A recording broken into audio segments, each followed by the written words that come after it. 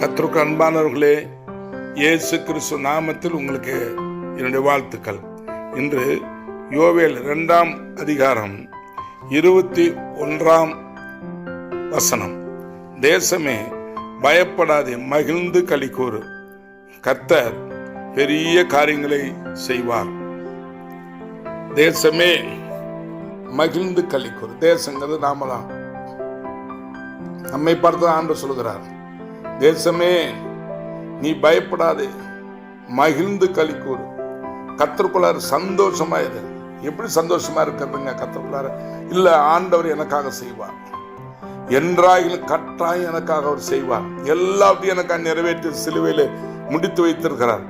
அவர்கிட்ட அதிகாரம் இருக்குது. அவர் சொல்ல ஆகும், கட்டளை நிற்கும். ஆகவே அவர் சொன்னது நடக்கும். ஆகவே நான் நம்புறேன் அப்படின்னு சொல்லி அவர்கிட்ட சந்தோஷமா இருக்கணுமா, துக்கமா இருக்கக்கூடாதான். அவர் எனக்கு செய்வார்.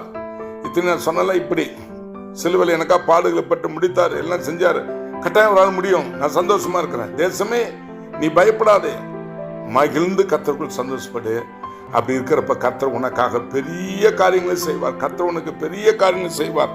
கர்த்தர் பெரிய காரியங்களை தேசத்திலே உங்கள் மத்தியிலே செய்வார், நம்ம தேசத்திலும் செய்வார்.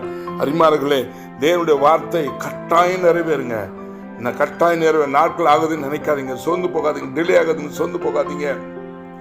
எல்லாம் நெகட்டிவாவே போகுதுன்னு சோர்ந்து போகாதீங்க.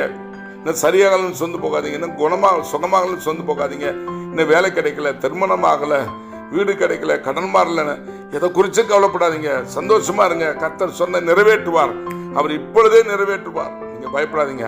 ஆகவே இதை கேட்கிற நீங்கள், தேசமே பயப்படாதே, மகிழ்ந்து களிக்கூறு, கர்த்தருக்குள்ளார சந்தோஷமா இருங்க. ஆண்டவருக்குள்ளார அவருக்கு செய்ய வேண்டிய வேலை செய்யுங்க. அவரை ஸ்தோத்திரத்தை பண்ணிட்டு இருங்க. அவர் வசனத்தைப்படுத்திட்டு இருங்க. அவரை நம்பிக்கிட்டு இருங்க. அவர் வசனத்தை அறிக்கை பண்ணிக்கிட்டே இருங்க. பாருங்க, பெரிய காரியங்களை உங்களுக்காக கர்த்தர் செய்வார். ஆமென். God bless you.